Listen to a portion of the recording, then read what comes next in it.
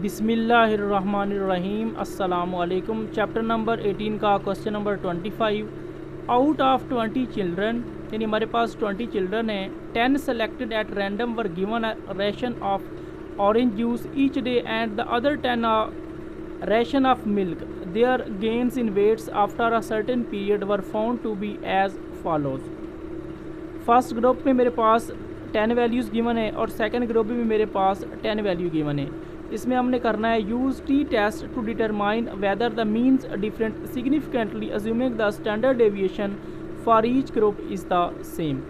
अब हम आते हैं इसके सॉल्यूशन की तरफ। फर्स्ट स्टेप इज़ दैट हमने लिखा है H naught mu one which is equal to mu two and H one जो उसका अल्टरनेटिव होता है mu one not equal to mu two. जब हम यहाँ पे नॉट इक्वल टू का साइन इस्तेमाल करेंगे तो वो हमारा टू साइडेड टेस्ट या टू टेल टेस्ट बन जाएगा। Second step is that level of significance. तो इस क्वेश्चन में हमें लेवल ऑफ सिग्निफिकेंस गिवन नहीं है तो हमने अपनी मर्जी से लिया है alpha which is equal to 0.05। Third step is that test statistics T नीचे CAL यानी कि T calculated which is equal to x bar 1 minus x bar 2 over SP 1 over N1 plus 1 over N2। अब इस formula में जो values हमें find करनी है वो ये है, एक हमने x बार 1 की वैल्यू फाइंड करनी है, दूसरी हमने x बार 2 की भी वैल्यू फाइंड करनी है और नेक्स्ट हमने SP की भी वैल्यू फाइंड करनी है। N1 और N2 की वैल्यूज़ हमें गिवन है। फोर्थ स्टेप है कैलकुलेशन। तो हम उन तमाम वैल्यूज़ को फाइंड करने के लिए इसी स्टेप 4 में कैलकुलेशन करेंगे। मुझे थी फर्स्ट ग्रुप की वैल्यू और मुझे थी सेकंड ग्रुप की वैल्यू गिवन। जो फर्स्ट ग्रुप की वैल्यू थी उसको मैंने x1 का नाम दिया है, तरतीब के साथ उन वैल्यूज़ को मैंने लिख दिया। फिर मैंने इन तमाम वैल्यूज़ को ऐड किया तो मेरे पास x1 की वैल्यू बन गई 29। नेक्स्ट मैंने कॉलम बनाया x1 स्क्वायर का। x1 स्क्वायर का मतलब है आपने x1 की हर वैल्यू का स्क्वायर लेना है, फर्स्ट का स्क्वायर, सेकंड का, थर्ड का एंड सो ऑन 10 वैल्यूज़ तक आपने इसका स्क्वायर लेना है कैलकुलेटर से। उसके बाद आपने इनको ऐड करना है तो आपके पास x1 स्क्वायर की वैल्यू बन जाएगी 93.25। नेक्स्ट मेरे पास सेकंड ग्रुप की वैल्यू है। सेकंड ग्रुप को मैंने नाम दिया x2 का। तरतीब के साथ मैंने उनकी 10 वैल्यूज़ को लिखा है, फिर मैंने उनको ऐड किया तो मेरे पास x2 की वैल्यू बन गई 24। नेक्स्ट मैंने कॉलम बनाया x2 स्क्वायर का। x2 स्क्वायर का मतलब है कि आपने x2 की हर वैल्यू का स्क्वायर लेना है, फर्स्ट का, सेकंड का, थर्ड का एंड सो ऑन 10 वैल्यू तक आपने इसका स्क्वायर लेना है। फिर आपने इन तमाम वैल्यूज़ को ऐड करना तो आपके पास x2 स्क्वायर की वैल्यू बन जाएगी 61.50। अब मैं पहले फाइंड करूंगा x बार 1 फिर x बार 2 और फिर SP। यहाँ पे मैंने लिखा हुआ है N1 10 और N2 10। इसके बारे में मैं आपको बता देता हूँ। जो आपके पास x1 की वैल्यूज़ है अगर आप इनको गिने यानी काउंट करें तो वो आपके पास 10 बन जाती हैं, तो आपका N1 10 है। इसी तरह x2 की वैल्यू को भी अगर आप काउंट करेंगे तो वो भी आपके पास 10 बन जाएंगी। फर्स्ट से मैं फाइंड करने जा रहा हूँ x bar 1 which is equal to summation x1 over N1। Summation x1 की मेरे पास वैल्यू है 29, N1 की मेरे पास वैल्यू 10 है। 29 को मैंने 10 के ऊपर डिवाइड किया तो मेरे पास x बार 1 की वैल्यू बन गई 2.9। नेक्स्ट मैं फाइंड करने जा रहा हूँ x बार 2। x बार 2 बराबर होता है summation x2 over N2। Summation x2 की मेरे पास वैल्यू है 24, N2 की मेरे पास वैल्यू 10 है। 24 को अगर मैं 10 के ऊपर डिवाइड करता हूँ तो मेरे पास x बार 2 की वैल्यू बन जाती है 2.4। नेक्स्ट मुझे चाहिए SP। तो पहले मैं S स्क्वायर P फाइंड करूँगा, बाद में उसका स्क्वायर ख़त्म कर दूँगा। S स्क्वायर P बराबर होता है 1 over N1 plus N2 minus 2 into summation x1 minus x bar 1 का square plus summation into x2 minus x bar 2 का स्क्वायर। अब 1 over N1 plus N2 minus 2 summation को मैंने इसके ऊपर अप्लाई किया, समेशन x1 का स्क्वायर माइनस समेशन x1 इसके ऊपर स्क्वायर, नीचे N1 प्लस समेशन x2 का स्क्वायर माइनस समेशन x2 इसके ऊपर स्क्वायर, नीचे N2। अब 1 ओवर N1 की जगह उसकी वैल्यू 10, N2 की जगह उसकी वैल्यू 10, साथ में माइनस 2 समेशन x1 का स्क्वायर। समेशन x1 के स्क्वायर की मेरे पास वैल्यू है 93.25, फिर माइनस समेशन x1 इसके ऊपर स्क्वायर। समेशन x1 की मेरे पास वैल्यू 29 है, इसके ऊपर स्क्वायर है तो यहाँ पे मैंने स्क्वायर लगा दिया। नीचे मेरे पास n है, उसकी मेरे N1 है, उसकी मेरे पास वैल्यू 10 है। फिर प्लस फार्मूले का समेशन x2 स्क्वायर, उसकी मेरे पास वैल्यू है 61.50, फिर माइनस फिर समेशन x2 इसके ऊपर स्क्वायर। तो मेरे पास समेशन x2 की वैल्यू 24 है, उसके ऊपर स्क्वायर था तो यहाँ पे मैंने स्क्वायर लगा दिया। नीचे N2 की मेरे पास वैल्यू है 10।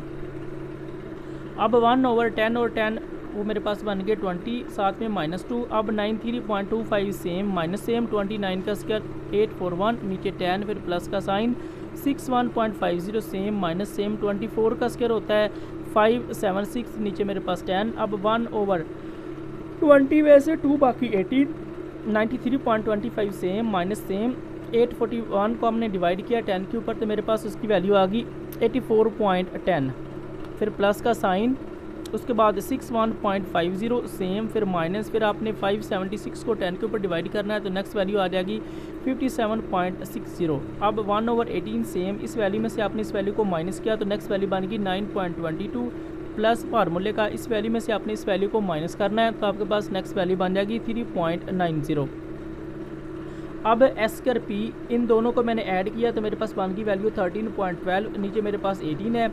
अब मैंने नेक्स्ट इम्प्लाइज का साइन लगाया, एस कर पी को मैंने यहाँ लिख दिया है, इस वैल्यू को मैंने इस वैल्यू के ऊपर डिवाइड किया तो मेरे पास नेक्स्ट वैल्यू बन गई 0.7289। फिर मैंने इम्प्लाइज का साइन लगाया, अब ये लिखा हुआ है एस कर पी, मुझे चाहिए एस पी, तो एस पी फाइंड करने के लिए मैं इधर भी स्क्वायर रूट लूँगा और इधर भी स्क्वायर रूट लूँगा। पहले मैंने इसके ऊपर यहाँ पे स्क्वायर रूट लिया है, उसके बाद मैंने इसके ऊपर इक्वल का साइन लगाने के बाद यहाँ पे स्क्वायर रूट लिए, इस स्क्वायर से ये स्क्वायर रूट कट गई, पीछे मेरे पास एस पी बचा 0.7289 की स्क्वायर रूट मैंने कैलकुलेटर से ली तो मेरे पास उसकी वैल्यू बन गई 0.854। अब एस पी की वैल्यू x⁻1 और x⁻2 की वैल्यू n1 और n2 की वैल्यू मैं टी कैलकुलेटर के फार्मूले में पुट करने जा रहा हूँ।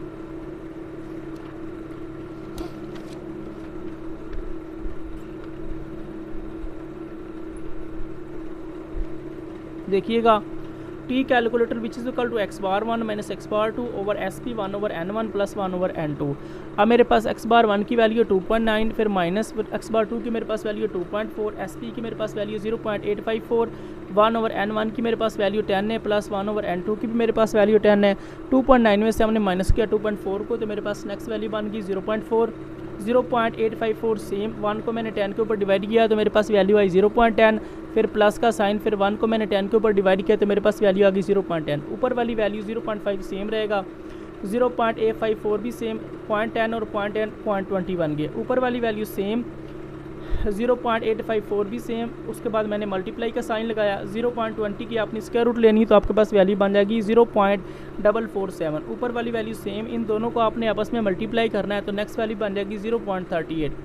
0.5 को आपने डिवाइड करना है 0.38 के ऊपर तो आपके पास टी कैलकुलेटर की वैल्यू बन जाएगी 1.32। 5 स्टेप है क्रिटिकल रीजन, तो क्रिटिकल रीजन हम डायरेक्ट नहीं लिखते, इसके लिए हमें जो स्ट्रक्चर दिया गया बुक के ऊपर हमने उसके अकॉर्डिंग लिखना होता है। तो पहले मैं आपको बताऊंगा कि आपने क्रिटिकल रीजन किसको लेके आपने नोट करनी होती है। आपने जब भी क्रिटिकल रीजन लेनी है तो आपने अपने H1 को नोट करके क्रिटिकल रीजन लेनी है। अब H1 में हमें कहा गया है μ1 नॉट इक्वल टू μ2। अब मैं आप बुक की तरफ आऊँगा और आपको बताऊँगा कि आपकी कौन सी क्रिटिकल रीजन बन रही है।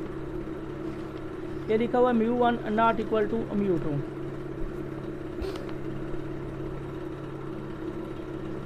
यहाँ पे देखिएगा ये लिखा हुआ है H1 mu not equal to mu naught, तो इसका मतलब ही यही है कि आपका जो μ1 है वो μ2 के बराबर नहीं है, यानी यहाँ पे भी नॉट इक्वल टू का साइन है, यहाँ पे भी नॉट इक्वल टू का साइन है। जब आपका यहाँ पे नॉट इक्वल टू का साइन आएगा तो उसके लिए आपको दो क्रिटिकल रीजन की माने, एक ये नेगेटिव वैल्यू वाली है और एक ये कि ये पॉजिटिव वाली है। नेगेटिव को आपने यूज़ नहीं करना, इससे आपकी गलती हो सकती है कैलकुलेशन में, तो आपने पॉजिटिव का यूज़ करना है। दूसरी बात यह है कि उन्होंने नीचे एक आपको कंडीशन भी दी हुई है, in case of two sided, जब आपके पास टू साइडेड टेस्ट हो, टू साइडेड तभी बनता है जब यहाँ पे नॉट इक्वल टू का साइन आता है।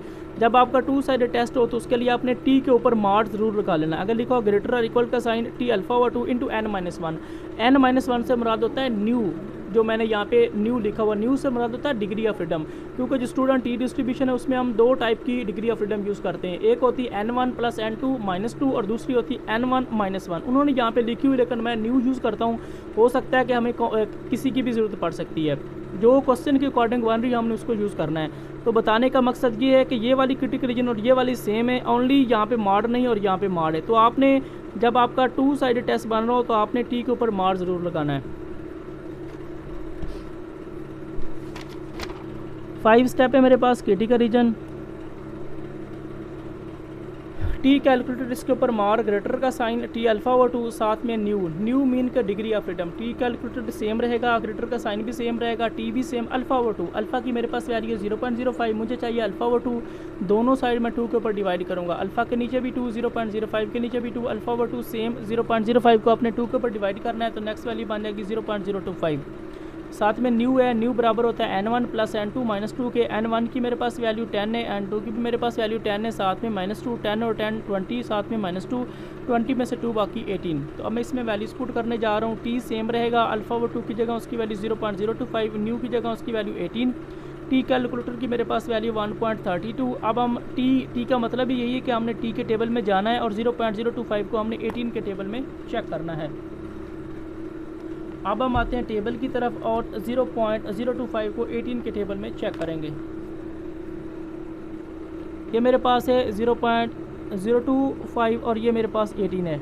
इसमें इसकी वैल्यू बन रही है 2.101, तो मैंने उसकी वैल्यू लिख दी है 2.101। 6 स्टेप है कंक्लूजन। कंक्लूजन जो होता है वो इस स्टेप के ऊपर डिपेंड करता है। अगर आपकी टी कैलकुलेटर की वैल्यू बड़ी बन रही हो, 7 वाली वैल्यू छोटी आ रही, तो उसका मतलब होता है वी रिजेक्ट एच नॉट। लेकिन अगर टी कैलकुलेटर की वैल्यू छोटी आ रही हो और 7 वाली वैल्यू बड़ी आ रही, तो उसका मतलब होता है वी एक्सेप्ट एच नॉट। अब हमारी टी कैलकुलेटर की वैल्यू छोटी आ रही है और 7 वाली वैल्यू बड़ी आ रही, तो उसका मतलब है वी एक्सेप्ट एच नॉट।